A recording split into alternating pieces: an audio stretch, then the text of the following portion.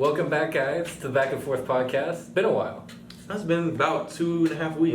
We had some good vacation time. Good vacation time. Stress-free for a little bit, but we're back 2.5 weeks. It's been a while. I know you guys missed us. I know you've just been refreshing your YouTube page every 5 minutes looking for a video, but we're finally back and we got a lot to catch up on. Back on the grind. We missed pretty much the whole entire NBA free agency. Pretty much everyone is signed. Unless you're still waiting on, of course, Gershon Yabusele has still not signed with the team. It's a big name in the So market. we are still waiting for that. But we do have some little names that have signed, of course. We'll work our way up. With Jimmy Butler, in the sign and trade that sent him to the Miami Heat in exchange for Josh Richardson, which went to the Philadelphia 76ers. We also had Kyrie Irving and Kevin Durant and DeAndre Jordan form a new big three out in Brooklyn. And they also got some other solid pieces in Garrett Temple. And who else did they get? They got Garrett Temple, and they were able to get another solid role player with the team. And they re-signed a couple guys on their previous roster. The Boston Celtics went out and replaced an all-star with another all-star point guard in Kemba Walker, and also Manel was able to go and get out Enes Kanter for $5 million. The Los Angeles Clippers, of course, probably the big winners of NBA free agency, were able to go out and acquire Paul George through a trade and sign, shockingly, Kawhi Leonard. You had the Lakers. I'm not sure if we touched this. I think we did, but of course, they acquired Anthony Davis and they went out and signed DeMarcus Cousins, Danny Green. They brought back Rondo. They brought back solid role players and gave themselves some depth. The Lakers have a solid depth, which is one thing I was questioning that team with. So I'll give them credit. They were able to go out and do that. The 76ers also went out and signed Al Horford, re-signed Tobias Harris, Marcus Morris, and Tahaj Gibson, Bobby Portis, Julius Randle, and Alfred Payton formed a big five with the New York Knicks. That is a super team in the making over there. Who else? Obviously, not the Clippers. The Golden State Warriors went out and got D'Angelo Russell. They were able to get something back in Kevin Durant. That is a huge win for the team. Not sure how he's going to fit with them, but D'Lo was an all-star last year, nothing less. If he's a good fit, even if he's not a good fit, the dynasty's not over. You still have Curry, Clay, and Draymond, and that team won a championship without KD. Who else am I missing? Mike Conley with the Jazz, and they were able to go out and get Bogdan Bogdanovic through free agency on a 4-year, $73 million contract. Matt, you keep talking. I keep asking you. I remember. The Rockets, just a few days ago, actually, traded Chris Paul and I believe 3 or 4 first-round draft picks in exchange for Russell Westbrook. Now, am I missing anyone? I think you've covered the bases. I feel like, the Pacers. The Pacers did get Malcolm Brogdon. Correct. The Bucks re-signed Chris Middleton. They lost Mirotic, but they will also bring back, I believe they brought back Pat Covington as well. And Brooke Lopez on a 4-year, $52 million deal. Now am I missing anyone? I feel like I'm... Hassan Whiteside. Hassan Whiteside went to the Blazers. The Magic re-signed Vucevic. I think 4 years, a 4-year, $100 million, $90 million deal, I believe. And Ben Simmons signed. Ben Simmons signed an extension with the 76ers, and I believe that is it. The Nuggets didn't do anything. Yeah, I think that's it. I think we went through. The Suns signed Ricky Rubio. That's huge. They drafted Ty Jerome and traded for Aaron Baines as well. So another super team forming up. But Matt, rather than kind of going through every team and giving them grades, give me your 3 big winners of NBA free agency. 3 big winners. 3 big winners. First off, I'm going to say, undoubtedly, I'm sure everybody else agrees, the Clippers did win free agency Biased. by landing Kawhi Leonard and Paul George. I'll be honest, it shocked me. Joe actually called me. He's like, you realize you guys just got Kawhi Leonard. I said, dude, stop screwing with me. We didn't get Kawhi. I did it. I screwed with him 4 times prior to that. Yeah. And the first 2 times I got him, the third time he was like, all right. And then I looked. Cut the crap. And Woj kept breaking it. And then I was like, wow, we got Kawhi Leonard. And then he broke to me on the phone that Paul George just got traded. And then I thought he was screwing with me. And I was like, what was the Thunder doing? Yeah. So, I agree with you, the Clippers. Clippers are a big winner in free agency. Surprisingly enough, I think the Warriors still kind of won out free agency. I agree with you on that. They were that's hard. They were able to get something for Kevin Durant. I think you get D'Angelo Russell. People question if he's going to fit. I think if D'Angelo Russell can develop a little bit of a shot, even if it's not a 3-point shot, maybe if it's a 2-point shot, if he can get some consistency shooting, he'll be a good fit. He'll be a good fit. He's an all-star caliber player. He did great things for the Nets last year. And you talk about still having Curry, Clay, who obviously we're not sure if we're going to see this season. Clay will be back in February. Okay. So Or March. So we'll see him later on in the season, and we got Draymond. That's still a good core. Obviously doesn't have Kevin Durant, but Kevin Durant's also hurt. So even if the Warriors kept KD won't be playing next year. I would say even if the Warriors kept Kevin Durant, they wouldn't have him next year. So I think Warriors, like I said, big winners. And my third winner, this one gets a little tougher. I don't think the 76ers won. I do think they make good signings. I just have questions. My main thing with the 76ers, in today's NBA, which Steph Curry gets credit for basically changing the game, it's based on perimeter shooting. You need 3-point shooting to win in today's game. And that's something the Sixers don't have. They're going to count on Al Horford this year to make threes for them. And that's a problem. You lost Jimmy Butler and you lost JJ Redick. JJ Redick literally scares me when I have the Celtics play the Sixers because I rarely see that dude miss a 3-pointer. Just his shot is just wet. And so, he's going to be great for the Pelicans. I think the Pelicans may even be a playoff team this year, as crazy as that sounds. But that's what the Sixers don't have. You have Tobias Harris, who's a power forward, is going to be playing the 3. Josh Richardson can get to the rim, but I don't think he's a great shooter. And we all know the story with Ben Simmons. Ben Simmons hasn't even made a 3-pointer in his 3-year NBA career, and he only made 1 in college. So I have a lot of questions with shooting. It's a good team, but when it comes to the playoffs, and they got to face Milwaukee that have, Middleton that's going to be able to go there and shoot threes, and Brook Lopez that's going to be able to go shoot threes, DiVincenzo, and I'm missing someone else. On that Pat Covington that's going to be able to go shoot threes, I think they're going to get beat. And they may even get beat by Boston because Boston has better 3-point shooting than them. Tatum's going to be able to go there shoot threes. Canner, Kemba Walker's going to be able to go there shoot threes. So I just have a lot of questions with their shooting. Yeah, I think if I had to pick a third winner, I want to say it's probably Utah.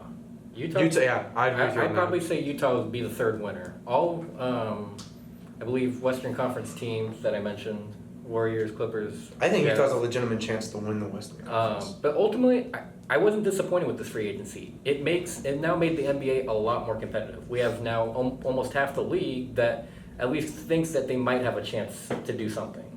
Yeah, I think about 15 teams legitimately think that they got a chance. Because now we're a league of duos. We're not a league of super teams. We're now a league of duos. Yeah. Let's get to our big losers of free agency. Well, I gotta get to my 3 winners. Three winners, and then we'll go losers. You're gonna cut me off there. Don't worry, go ahead. Okay, 3 winners. My first winner is obviously, the Los Angeles Clippers. I'm with Matt on that. They kept Beverly. I think that's the most important thing to me. That was a big sign. Kept Beverly. They kept. They didn't keep, but they did keep Zubac, Yep. and they went out and signed Paul George and Kawhi Leonard, and they have a great defensive team, and then they have good shooters. And Larry Shamnit and Lou Williams and we also re-signed JaMychal Green. JaMychal Green, who's another great defensive player. And don't underestimate Paul George and Kawhi Leonard shooting as well. They have a very good team in place there. Montrezl Harrell, another great. They'll be the best defensive team in the league next year. My second winners, I think it's a close one here. I'd probably go the Utah Jazz. I think the Utah Jazz are really a team to be slept on this year. I would pick the Utah Jazz over the Los Angeles Lakers. They have better depth. They have better shooting. I think Mike Conley is a perfect fit for that team.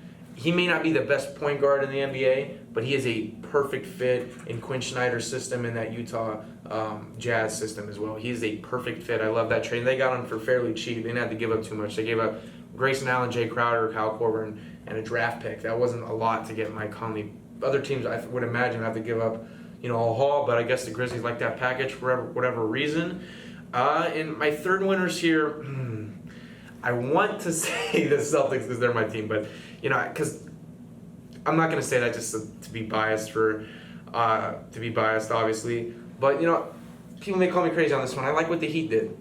The Heat went on and got Jimmy Butler. The Heat were not a playoff team last year. They were a 39-40 win team last year, and you get Jimmy Butler, and that's going to elevate them. And they got him for Richardson in a draft pick. And there's talks that they might acquire CP3 in a trade, possibly. Don't give up too much, Miami, if you're going to get CP3. I think the Thunder are going to be desperate to get rid of him, so just keep that in mind. Just don't give up too much. I like that team they have right now. They have solid depth. They didn't have to give up too much for Jimmy Butler. They're going to be a playoff team next year. They're going to be able to put butts in the seats. But I think at fourth and a tie for the third spot, and in my unbiased opinion, I like what Boston did. You rarely see teams in professional sports. I can't think of a time. I'm sure there's been times that they replace an all-star player with another all-star player. I think that's very tough to do, and that's something that we're obviously executed. I don't know how that team's going to fit, but hopefully they're more fun to watch than last year. And with that being said, let's get to our 3 big losers. My first loser, and this is pretty obvious, it's Oklahoma City Thunder. Yeah. They took themselves out of being a playoff contending team to now a team of Nerlens Noel, Steven Adams, team. Dennis Schroeder, Team. and a bunch of 18-year-old experiments as far as draft picks. That's a team. That is a team. Congrats, Thunder. You'll be good in about 2035. Congrats. They'll be a playoff team again. I bet you Seattle Supersonic fans are just like, they're loving this. But they're my number one big loser. Obviously losing Paul George in a trade and Russell Westbrook in a trade and getting back an aged Chris Paul who's out of his prime and overpaid. We didn't even mention the Nets as winners, by the way. None of us. I just thought about that. If KD was going to play this year, I'd give him the nod. This is why I didn't mention him to me, and I didn't mean to interrupt you, but Kyrie's issues that he's had in Cleveland and Boston. That's my other concern. But again, this is the first time Kyrie's been able to pick where he wants to go besides college. So maybe he does end up living Brooklyn, but from what happened in Cleveland and Boston, I don't know. And I love KD, but we do not know how he's going to come back from that injury. Right. They may have just wasted $160 million. He may not be the same player, but go ahead. So obviously Thunder, my first loser. I'm going to say the 76ers were my second loser. Wow. You lose out on Jimmy Butler, and you now made yourself a one-dimensional team. You have absolutely no shooting. You are a big ran team as far as like position-wise. You have Ben Simmons at 6'11", I believe. He's 6'10". Or 6'10", excuse me. You have Joel Embiid. You got Tobias Harris. I mean, you have all these bigs, but none of them can shoot. So you get into a close game late. We've seen this in the NBA, especially recently. Yeah, if it's a 3-point game, they're screwed. They can't. They're not going to win. They made themselves severely one-dimensional. I'm not going to say it's not a playoff team. They'll be good enough to get into the playoffs because it is the Eastern Conference. I think the West is a little bit stronger than the East. I think they'd still be a playoff team though. They'll be a playoff team. Top 3 seed in the East still. But a legitimate team to make a run, I don't see it. They're gonna run into a team that's got better shooting and that can make them, I guess, collapse into the paint. Yeah. Who's your third? Third loser. This one, I think I had it on the top of my head. Third loser. Come on, buddy. I don't know. I'll give you a name. The Hornets. Yeah, because they lost Kemba Walker. And they gave Terry Rozier $60 million.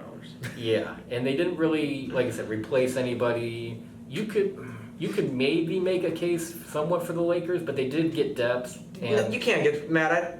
Don't give the Lakers a loss. No, they got AD. That's why, if they didn't fill out their depth, I would say they lost. But they did do that, so I'm not gonna say they're a big loser. They're above average. They're not in that top tier of winners, but they're above average. They'll be interesting. Yeah. So if I had to pick, I would say probably the Hornets, the Thunder, and the Sixers all lost in free agency. My list is somewhat identical. Obviously, number one is, I agree with Matt wholeheartedly here. The Oklahoma City Thunder. You lost, 2 all-star players in Paul George and Russell Westbrook. And Russell Westbrook was obviously beloved by that Oklahoma City.